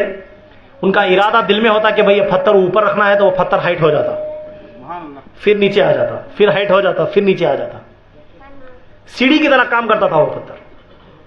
اس پتھر پر کھڑ کر حضرت ابراہیم علیہ السلام نے اللہ سے دعا کی کہ اللہ میری آخری نبی کو میری اولاد میں پیدا فرما۔ جب یہ دعا کی نا ابراہیم علیہ السلام نے، اللہ نے اس دعا میں جو نبی کریم صلی اللہ علیہ وسلم کی نام کی برکت ایسی عطا فرمائی کہ رہتی دنیا تک، قیامت کی صبح تک قرآن مجید کی آیت مبارکہ اس بات کی دلالت فرماتی ہے کہ وہ پتھر جہاں پر آج رکھا گیا ہے اس پتھر کے پاس جا کر تم اسے مقام ابراہیم کو مصلی بناؤ، 2 رکعت نفل نماز ادا کرو۔ کیا ہے؟ کیا ہے؟ وہاں جا کر کیا پڑھو؟ مقام ابراہیم پر جا کر نماز ادا کرو۔ کیا ادا کرو؟ بولیے نا، مقام ابراہیم پر نماز۔ اچھا اتنا مقام کیوں بنا؟ ابراہیم علیہ السلام کے پواں بھی ہے، اس میں پیروں کی پہچان بھی ہے۔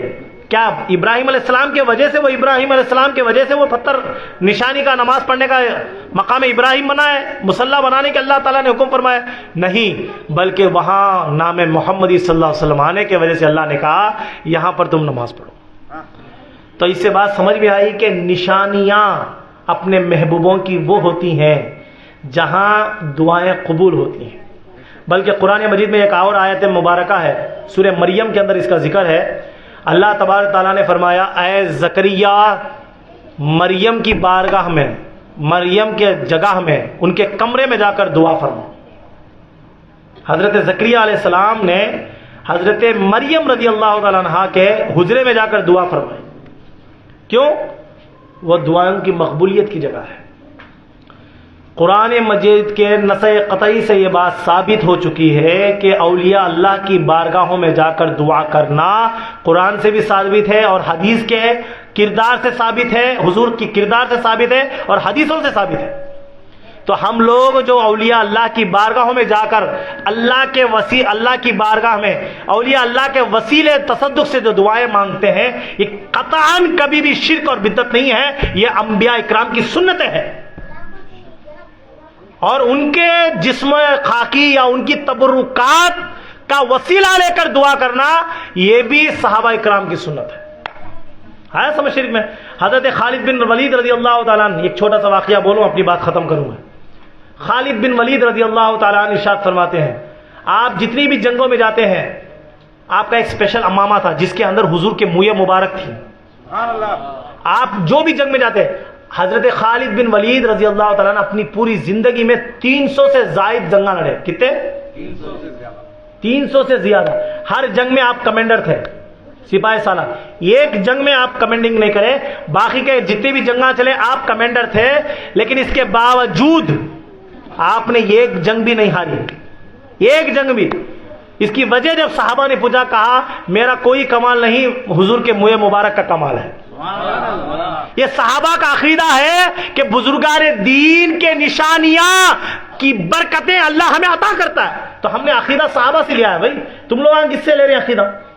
یہ کرنا نہیں، وہ کرنا نہیں، درگاہیں گانے جانا نہیں، تبرکہ لینا نہیں، آثارہ دیکھنا نہیں، سایہ گانے جانا نہیں، وہ شرک وہ بدعت، کس سے لیتی رہے بھائی عقیدہ؟ ہم لوگ صحابہ سے لیے۔ صحابہ کا عقیدہ یہ ہے کہ برکتیں ہوتی ہیں۔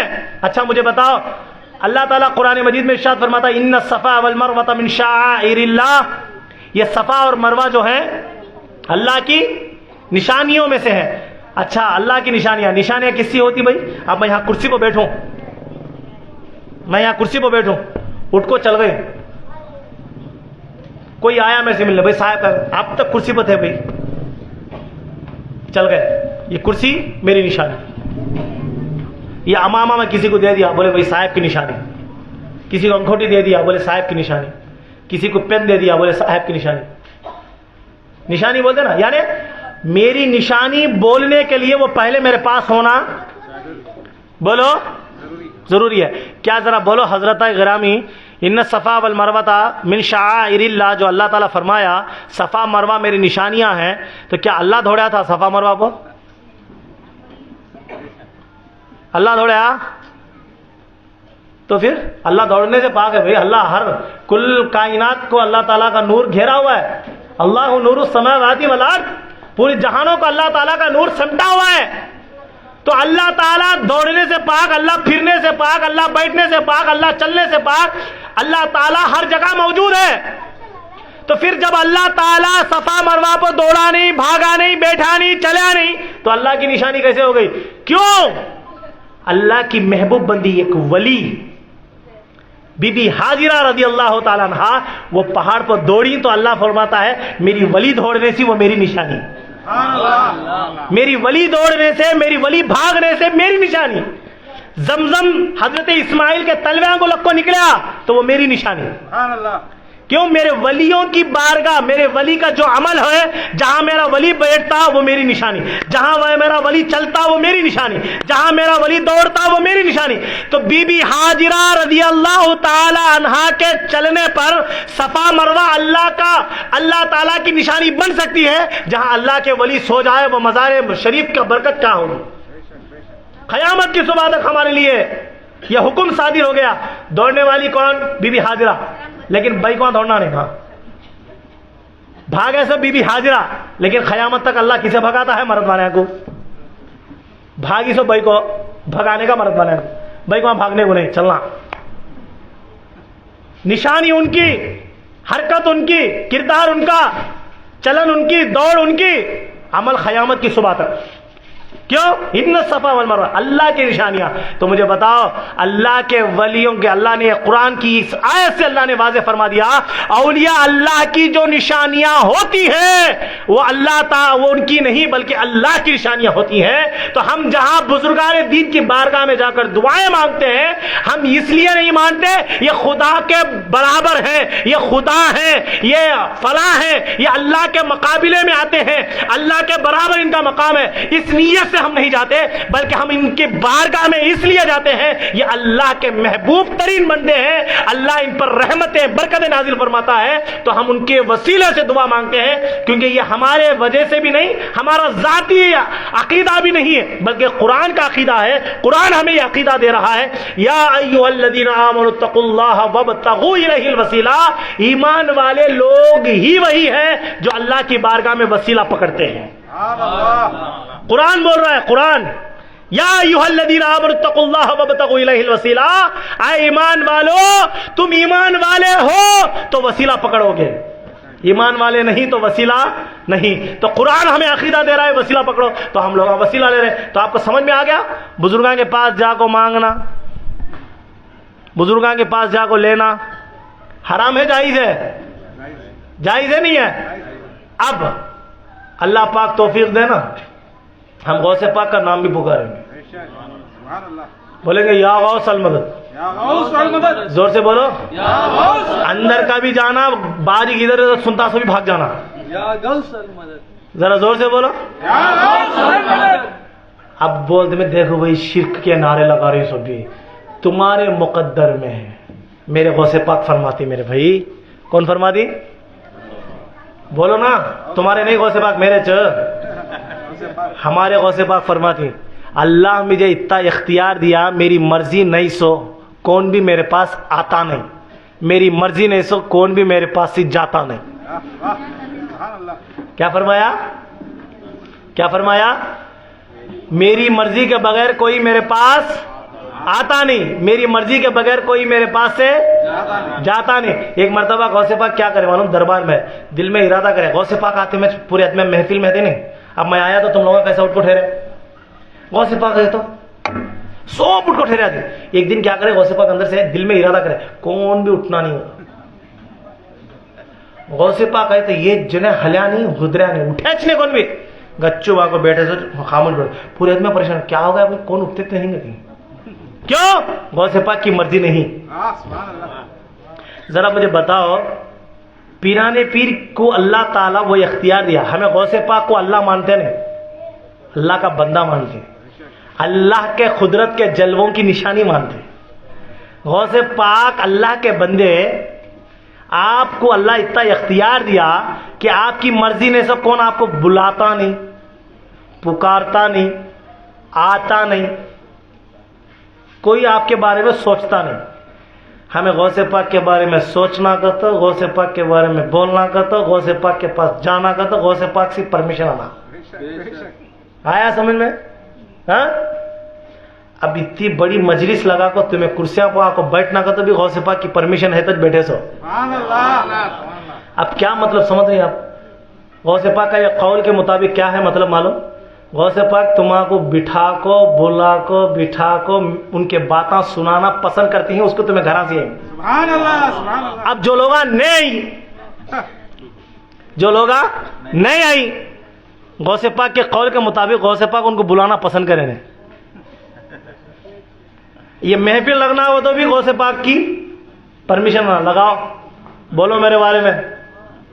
ہمیں بولنا کا تو بھی ہمارا مقدر وہ ہے کہ غوث پاک کہتے ہیں میرا نام بھی پکارو، میرا تصور بھی کرو، میری بارگاہ میں آؤ، میری محفلیں سجاؤ، یہ ہمارا مقدر. غوث پاک نے ہمیں اعلان کر دیا اے عاشقو میں تمہارا تم میرے، میں تمہارا تم میرے. اب جو لوگ غوث پاک کے نام لینے سے چڑھتے ہیں ان کے مقدر میں غوث پاک چاہتے نہیں کہ تم لوگ میرا نام پکارو. لوگ مجھے غوث پاک کا نام پکارنا، ارے بھائی تم لوگ کے مقدر میں نہیں، تمہیں بولتے نہیں، بولتے ہمیں بولتے نہیں غوث پاک کا نام، تمہیں بولتے نہیں، تمہیں بولنے دیتے نہیں، تمہیں کو بولنے دیتے نہیں، ہمیں بولتے نہیں غوث پاک. تمہیں کئی کا بولنے کا تمہارا باپ بھی بولتا نہیں، غوث پاک کی اجازت نہیں سو. لیکن ہمارا بچہ بھاگتا ہے یا غوث المدد.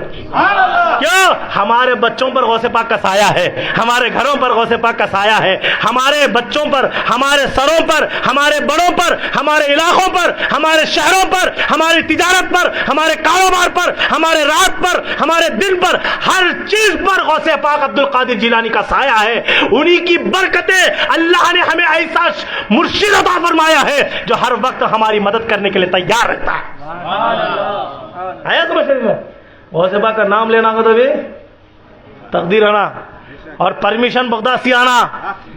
تو جملہ مڑگ والے خصوصاً ہمارے بچے, ہمارے منا ہندے, ہمارے عارف ہندے, ہمارے بچے, نوجوان بچے, یہ جو محفل لگیں تمہیں سمجھتی ہیں تمہیں لگیں گے تو نہیں. غوث پاک بغداد سے پرمیشن دی, جنا پرمیشن آنے میں لیٹ ہویا اس کو ہچکچا لیتی تھی.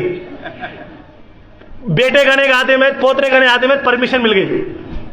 غوث پاک بولی کیسا لگاتے نے, تمہارے بچے بھی مجلس لگاتی غوث پاک کی. جب تک زمانہ دیکھے گا انشاءاللہ غوث پاک کی 11ویں مناتے رہیں گے انشاءاللہ. کیوں؟ 11ویں منانا بولے تو بھی مقدر ہونا, 11ویں منانا کا تو بھی مقدر ہونا, 11ویں چلانا بولے تو بھی مقدر ہونا. یہ غوث پاک کا کرم ہے, ہم سے کام لے رہے ہیں غوث پاک. ہمارا کو اس لائق سمجھے غوث پاک کہ ان کے باتیں ہمیں بول سکیں. غوث پاک علیہ رحمہ کو اللہ تعالیٰ نے وہ جاہ و جلال عطا فرمایا ہے کہ آپ کے کردار زندگی جب ہم لوگ پڑھیں گے, سیرت زندگی پڑھیں گے, آپ کی اجازت نہیں تو کوئی انسان کچھ بھی نہیں کر سکتا. کیوں؟ اب یہ لوگ اب سنے تو پریشانی شروع ہے. یہ اللہ کی شان نہ بھائی پیرانی پیر کو لگاتی, تمہاری پریشانی ہے کب تو ہمارے مجلس میں آ کو مرو. اللہ کون, توحید کیا, ولی کون, ولی کی شان کیا, ہمیں بتاتی ہوں. خالی بیانہ سنو وہ الگ ایسا بولتی ہیں. توحید کا مطلب کیا ہے اللہ کے بندے معلوم ہے؟ اللہ دینے والا, پیرانے پیر لینے والے. ہمیں ڈائریکٹ لے سکتے نہیں اللہ سے. کیوں؟ انہوں لیتی ہی ہم کو بانٹتی ہی. آیا سمجھ میں؟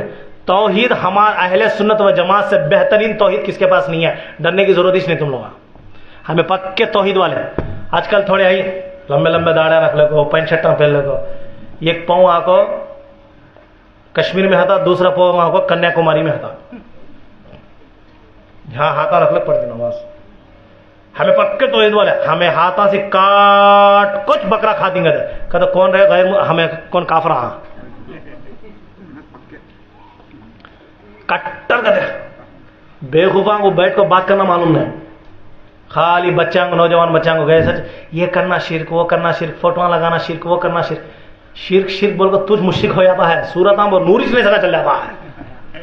میرے نبی کا فرمان ہے حدیث صحیح سے, میرے نبی کریم صلی اللہ علیہ وسلم ارشاد فرماتے ہیں مجھے اس بات کی فکر نہیں کہ میرے بعد میری امت میں کوئی مشرک ہوگا. نبی بولا نہیں, مجھے اس بات کی فکر نہیں کہ میرے بعد میری امت میں کوئی مشرک ہوگا. ہاں مجھے اس بات کا ڈر ہے کہیں لوگ میرے بعد دنیا دار بن جائیں گے. بولے سرکار کیا بن جائیں گے؟ دنیا دار. اور میرے آقا فرماتے ہیں کوئی کسی مسلمان کو کافر کہتا ہے وہ کفر, جبکہ اس کے پاس اس کا اعمال ویسا نہیں تو وہ کفر اسی کے پاس لوٹتا ہے. کس کے پاس؟ کون بولا ہے کہ انہوں کافر بن جاتا. بولی سرکار اب ہمیں کافرہ منانے آئی, فاتحہ دلانا شرک, ہمیں کافرہ کھلا بولتی بھائی, گھرا میں فوٹو ہنانے چل بھائی, ولیانگنے جانا نہیں شرک کرتی ہیں. اچھا ولیاں کے پاس جانے کا طریقہ, ولیاں کے پاس کئی کو جاتی ہیں, ان کے اوپر کیا عقیدہ ہے, کم سے کم سمجھنے کی کوشش کریں. نہیں خالی شرک شرک شرک شرک. وہ یوٹیوب میں تھوڑے جنے آئی پینٹ شوٹاں پہلے کو, یوٹیوب کے مسلمان تیار ہوئے. دین کہاں سے ملا رہے ہیں؟ اللہ سے ملانی, رسول اللہ سے ملانی, صاحبہ سے ملانی, امامہ سے ملانی. دین کہاں سے ملا؟ یوٹیوب سے ملا. کیا تو مسئلہ ہے؟ ایک جنا کیا کرا ہے, جورو کو 3 طلاق دیا ہے, طلاق مغلظہ. صاحب کو نے گایا, مولانا کو نے گایا, کون بولے تو بھی حلالہ کے بغیر نکاح ہوتا نہیں. بات تو ظلم کرے عورت کے اوپر کرے. حلالہ بولے تو کیا, اس کی عدت 3 مہینے 10 دن ادا کرنے کے بعد کسی غیر مرد سے انہوں نکاح کرنا.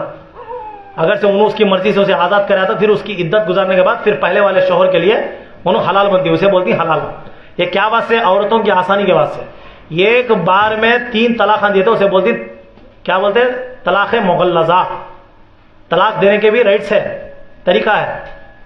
1 سے 2 بار سمجھاؤ بیوی کو, نہیں سمجھی تو ہنکیا سے ڈراؤ, آواز سے ڈراؤ, نہیں سمجھی تو قرآن اجازت دیا مسواک کی لکڑی لے کو رٹے کو ہلکا مارنا، اولا ایسے کا مارنا نہیں، بیلٹا لے کو مارنا نہیں، ڈر کے واسطے زیادہ غصہ، ابا میرا شوہر کتنے غصے میں آیا سو مجھے مارا ہے، خالی کیا تمہیں ہوتے ہیں اس کے ڈر کے واسطے. یہاں تک ریٹ سے وہاں کوئی بھی نہیں سمجھی شریعت کے دین کے خلاف کرتی ہے، کاما سب کرتی ہے، تو اسے ڈرانا تو ایسا کام کری تو پھر میں تجھے طلاق دے دوں. وہاں کو بھی نہیں سمجھی 1 مہینہ ٹائم دینا اسے، تو بولنا تجھے میں طلاق دیتا ہوں، تو پہلی طلاق. اس کا عدت کتنی؟ 1 مہینہ. کتنی؟ 1 مہینے کی عدت اس کی. 1 مہینے کے اندر انہوں دو جنے بات کر لینے، میاں بیوی والا معاملہ کرنے، خریب آنے، کیا بھی کرنے، تو مہینے کے بعد انہوں نکاح سے نکل جاتے. اگر سے اس کے اندر انہوں شوہر اس سے رجوع ہوا، بیوی اس سے رجوع ہوئی، یا دونوں کوئی معاملہ ایسا کرے، تو اس کے بعد ان کی جو طلاق ہے زائل ہو جاتی ہے، نکاح پھر مضبوط ہو جاتا. یہ طلاق کے قسمت قرآن ہمیں سکھایا ہے. ایسا نہیں سکھا اسے سمجھایا بھی نہیں، سدھارا بھی نہیں، غصے میں ایسا 3 طلاق دیتا ہوں بولا رہتا ہوگا. اب انہیں ظلم کرا نہیں اس کے اوپر، گھر میں سے نکال، کس کی بچی، کہاں کی بچی، کون کی، کیا کی، تیرے نکاح کا بہانہ بنا لے کو اماں کو چھوڑیے، باپ کو چھوڑیے، گھر کو چھوڑیے، دوستان کو چھوڑیے، علاقے کو چھوڑیے، اپنے کو چھوڑیے، سب کو چھوڑیے. کون کی، کیا کی، اجنبی کیسا کی، کیا نہیں کی، کیا کیریکٹر کی معلوم ہی نہیں، سب آیا سچ گھر میں آ کو شامل ہو گئی. آئی سچ کیا کرتی ہے؟ کام تیرے گھر کا، کھانا تجھے پکا ڈالتی ہے، گھر صاف صفائی کرتی ہے، تیرے ماں باپ کی خدمت کرتی ہے، گھر چلاتی ہے، سب کچھ کرتی ہے، پھر تیری نسل کو آگے پھیلاتی ہے، تیرے پریشانیوں کو دور کرنے میں ساتھ دیتی ہے. یہ سب کرنے کے باوجود پھر تیرے تانے بھی سنتی ہے، تیرے گالیاں بھی سنتی ہے، تیرے باتیں بھی سنتی ہے، سب کچھ کرتی ہے. پھر بھی تو ایک بات بھی سوچ نہیں سکا، جو ظلم اولاد کے اوپر کریا، اس کے لیے تیرے لیے وہ اجازت نہیں ہے. اب تو تڑپنا، اس کے بعد کیا کرا؟ ایسے ظالم انسان کے ساتھ تو زندگی گزارنا بول کے اسلام کیا کرے؟ حلالہ کرو گے. اب انہوں دوسرے شوہر کے ساتھ نکاح کری کر لو، اور وہ شوہر اس سے بھی اچھا نکلا ہے، انہوں پلٹ کر دی اس کی طرف، گئی بھینس پانی میں، زندگی پوری تڑپتے مرنا بھی دکھا، چپکے دے دیا طلاق، چپکے دے دیا طلاق. آیا سمجھ شریف میں؟ اب دوسرا مسئلہ، اتنا پروسیس ہوم صاحبہ بولے ہوا نہیں تو کیا کرنا؟ یوٹیوب کھولا. کیا کرا؟ یوٹیوب کھولا. سر ٹائی بھی پینٹ شرٹ سوٹ پہلے بیٹھے، اللہ کے نبی صلی اللہ علیہ وسلم فرماتے ہیں 3 طلاق بھی 21 کا ہے. کیا بولا؟ 3 طلاق بھی 21 کا ہے. بولے ہاں ہے تو میری ضرورت طلاق. 3 طلاق بھی 21 کا ہے. ویڈیو میں مولانا بولی آجا آجا آجا. خالص زنا ہے. کیا ہے؟ خالص زنا، گناہ ہے کبیرہ. ان سے اگر سے نسل چلی، اولاد چلی تو ولد الزنا، باپ کا نسب ثابت نہیں ہوتا بچوں سے. اب یہ حدیث ہیں، 2 طرح کی حدیث ہیں. بات طلاق کی آگے تو بھائی سمپل میں سمجھا کر اپنی بات ختم کر دوں، ٹائم زیادہ ہوگا نہیں. ہاں ننادی ہے. حضور صلی اللہ علیہ وسلم ایک مرتبہ کیا ہے، سرکار بیٹھ کو ایک صحابی آ کو بولے، انصاری صحابی آ کو بولے، یا رسول اللہ صلی اللہ علیہ وسلم مجاہد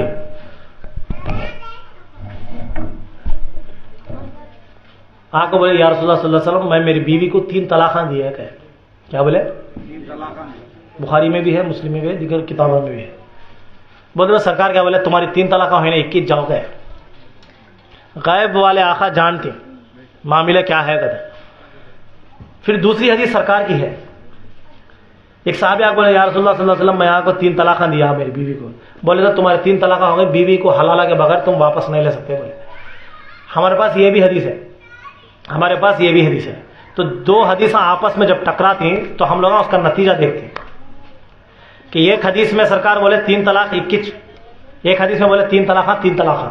تو 2 آپس میں حدیثیں ٹکراتے وقت اس کا نتیجہ کیا ہے؟ تو اس میں محدثین اکرام کیا نتیجہ اخذ کرے، کیا مسئلہ نکالے. جو صحابی تھے انہوں مہاجر تھے، مکے کے صحابہ، ان کی عادت کیا تھی؟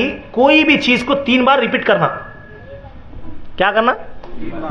3 بار ریپیٹ کرنے کی عادت تھی وہ صحابہ کو. کوئی بھی بات، کہاں جاتا ہے رے بھائی، کہاں جاتا ہے، کہاں جاتا ہے، ہاں، یہ ایک انداز تھا ان کا مہاجروں کا. تو انہوں جب بیوی کو طلاق دیا 3 بار تو انہوں اس انداز میں دی تو سرکار بولے تمہاری جو عادت ہے کہ ایک بات کو 3 بار ریپیٹ کرنا، تو ریپیٹ کرنے کی وجہ سے 3 طلاق نہیں ہوئی با، تمہیں 1 طلاق دینے کی جو ارادہ تھا تو تمہاری 21 ہوئی بولے سرکار۔ ایک انصاری صحابی بولے یا رسول اللہ میں 3 طلاق دیا بیوی کو، تو لہذا ان کی عادت نہیں تھی 3 بار ریپیٹ کرنا، ان کے کاما نہیں تھے 3 بار بولنا، تو انہوں 3 بار مزید بولے تو سرکار بولے تمہاری 3 طلاق ہوئی۔ تو جب محدثین اکرام کیا کرے، چیزاں کا خاص کر کے بولے یہ بھی حدیث صحیح، یہ بھی حدیث صحیح، لیکن ان کو عادت یہ تھی کہ ایک بات کو 3 بار ریپیٹ کرنے کی، ہر ایک بات بھی پانی لے لگاؤ، پانی پانی، جلدی لا با، یہ جو لفظ ہیں نا ملک جنا کو، تو وہ عادت تھی ان کو۔ تو مطلب کیا 3 طلاق واقعی 3 ہوتی۔ علماء کو، محدثاں کو، امامہ کو، صاحبان کو فالو کرے تو زندگی اچھی پڑتی۔ یوٹیوب کے مولانا کو فالو ہوتا اسے آیا سمجھ میں؟ تو اللہ تعالیٰ یوٹیوب کے مولانا سے ہم سب کو محفوظ کرے، اللہ پاک ہم سب کے ایمانوں کو مضبوط فرمائے، اللہ ہمارے اخلاق کو مضبوط فرمائے۔ مزید انشاءاللہ کل اللہ تعالیٰ نے توفیق دی تو کل انشاءاللہ ہم لوگ اس کے تعلق سے گفتگو کریں گے۔ اللہ پاک ہم سب کو صحیح معنی میں سمجھنے کی، گناہ کبیرہ و صغیرہ سے محفوظ ہونے کی توفیق عطا فرمائے۔ آمین۔ وما توفیق الا باللہ، وآخر دعوانا الحمدللہ رب العالمین۔